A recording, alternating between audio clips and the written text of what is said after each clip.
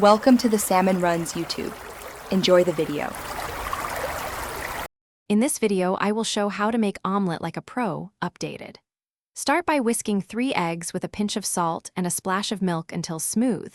Then heat a non-stick pan over medium heat and melt butter to coat it evenly. Pour the eggs, stir gently for a soft curd, push edges to center, add fillings, fold and slide onto a warm plate to serve. Start by prepping all fillings so nothing waits at the stove. Chop vegetables finely and cook wet ingredients down to avoid excess moisture, and grate cheese ahead of time. Whisk eggs until smooth and slightly frothy for a tender omelet. Season lightly and heat the pan until butter sizzles gently. Use medium heat, keep movements gentle, and practice timing to get consistent results every time you make an omelet. Enjoy the process. Master 3 key movements.